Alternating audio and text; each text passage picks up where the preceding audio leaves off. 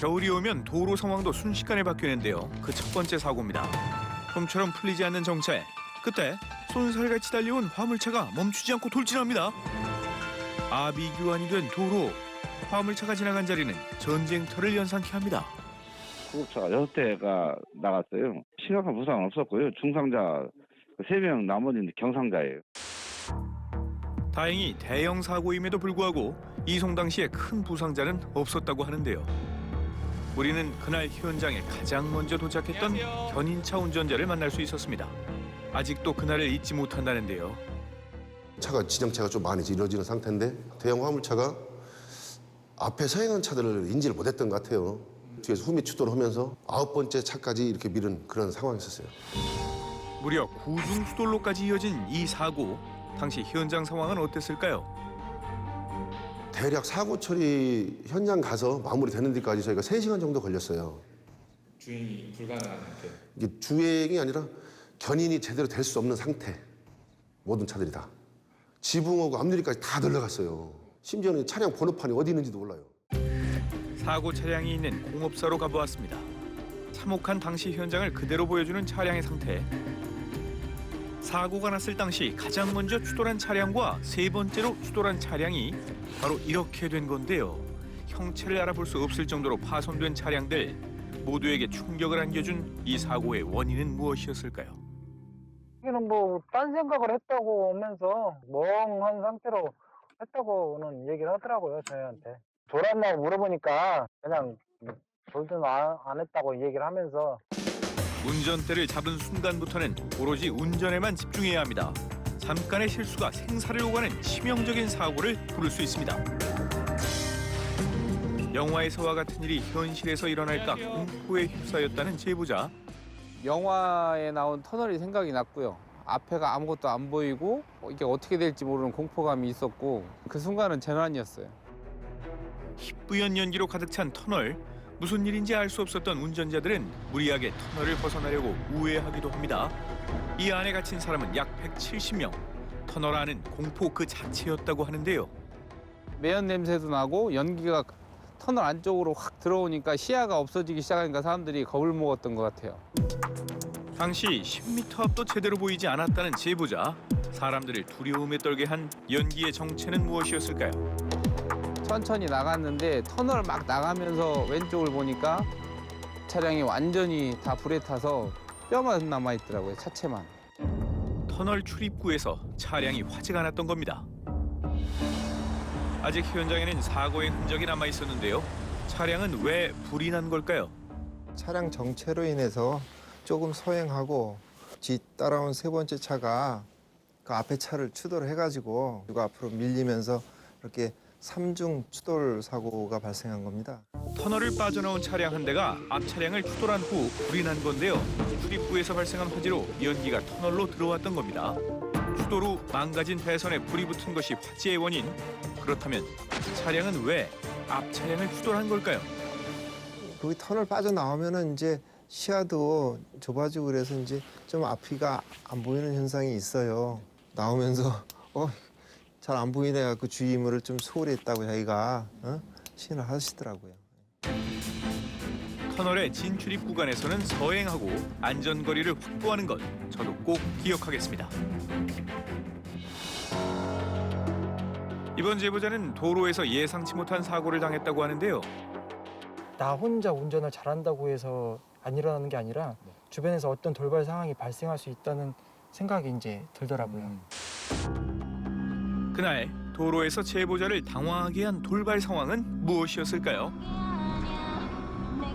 자, 그때 뭔가가 날아오더니 차량 앞유리가 산산조각이 났습니다. 진칸에서 먼지가 일어나더니 그러고 나서 한 2, 3초 뒤에 트럭의 화물칸을 주목해 주세요. 차량이 흔들리자 화물칸에서 이것이 떨어진 건데요. 제보자에게 날아온 이것의 정체는 무엇이었을까요? 트럭에서 고인목을 많이 사용하는데 고인목 대신에 벽돌을 사용했던 게 아닌가. 경사로에서 차가 미끄러지지 않게 해주는 고인목이었습니다. 화물칸에 고인목을 올려놓은 채 주행하다가 떨어지고 만 건데요. 차량의 프레임을 맞지 않았더라면 크게 다쳤을지도 모르는 상황. 이거를 어딘가에 좀 고인목을 실내에다가 보관할 수 있으면 차량 안에 좀 보관을 해주셨으면 좋겠고요. 좀 안전하게 고정을 시켜가지고 차가 덜컹거렸을 때도 떨어지지 않게끔만 해주신다고 하면은 좀 더 안심하고 운전할 수 있지 않을까 하는 생각을 하고 있습니다. 한가로운 일요일 오후, 그런데 사람들이 어딘가로 뛰어가기 시작합니다. 그들이 향한 곳은 도로 위 전도된 차량. 그날 무슨 일이 있었던 걸까요? 현장에서 당시 사고 목격자를 만날 수 있었습니다. 소리가 거의 막 우당탕탕하면서 이제 막 깨지는 듯한 소리? 차량은 뒤집어져 있고 이게 그 원인 제공 차량인지는 모르겠는데 그 차량이 이쪽 그 3차선 쪽에 섰어요. 그래서 사람들이 운전자를 구조하러 뛰어가는 사이 한동안 사고 현장에 머물렀던 또 다른 차량. 이 차량 운전자는 차에서 내려 전도된 차량으로 다가갔는데요. 목격자들은 이 운전자가 사고와 관련이 있다고 지목했습니다. 목격자의 말을 확인하기 위해 해당 운전자를 만나봤는데요.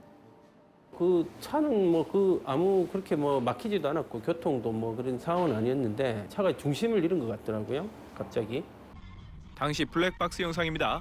차량과는 그 어떤 접촉도 없었는데요. 생각보다 이제 저도 이제 놀라가지고 차를 이제 그 자리에 세우고 충돌 있었는지 그렇게 확인한 차원도 있었고. 목격자들의 추측과는 달리 차량 간의 충돌은 전혀 없었던 상황. 그렇다면 이 차량은 왜 갑자기 전도된 걸까요? 자동차 명장에게 사고 원인을 확인해봤습니다.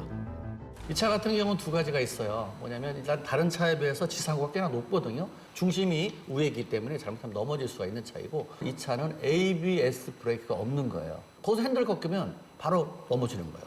차도 높은 데다가 지상고 높은 데다가 바퀴가 굴러가지 않는 상황에서 정지된 상태에서 바로 하면은 원심력이 바퀴죠. 확 넘어가 버립니다. ABS 브레이크가 아닌 차량이 브레이크를 밟으며 동시에 핸들을 조작했기 때문이라고 하는데요.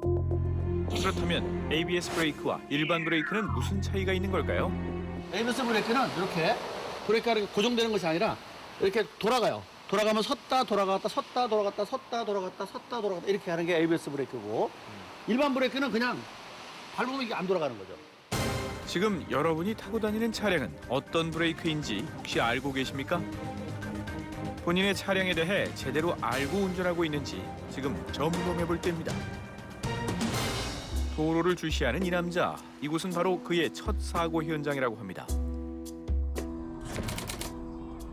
화창한 오후 3차로에서 달리던 차량이 갑자기 제보자 앞까지 가로질러 오는데요. 결국 충돌하고만 제보자 차량, 어떻게 된 일일까요? 1차선에 있던 차가 3차선으로 들어갔다가 바로 이제 거기서 불법 유턴을 해버려가지고 저 같은 경우는 이제 피할 수 없이 그냥 사고가 나버렸죠. 당시 상대 차량은 유턴을 하려고 했다는데요. 그러나 이곳은 유턴 금지 구간이었습니다. 상대 차량이 불법 유턴을 하려고 했던 거죠. 그날의 사고로 인해 수리비가 무려 1,500여만 원이나 나온 제보자의 차량. 그런데 제보자를 더 답답하게 하는 상황이 벌어졌습니다. 헤어지기 전까지는 되게 그냥 사이 그냥 좋게 저도 뭐 이제 사고 날 수도 있다 그렇게 했는데 막상 또 보험 처리할 때 좀 달라지니까 당황스럽긴 하더라고요. 처음에는 잘못을 인정한 상대 운전자. 그런데 뒤늦게 제보자가 피할 수 있었던 사고라고 주장한 겁니다. 과실이 어떻게 될지 제가 피할 수 있었는지 제 대책은 뭐였는지 이제 좀 알고 싶은데 좀 알려주세요. 동영상 속에서 제보자는 해당 주의 의무를 충실히 이행하고 있다고 보여집니다. 검정색 차량의 운전자에게는 차로 준수 의무, 방향 지시 등 점등 의무 위반의 과실이 있을 뿐만 아니라 불법 유턴 시도 그리고 중앙선 위반의 과실까지 있다고 보여지기 때문에 검정색 차량 운전자의 과실이 100%라고 할 수 있겠습니다.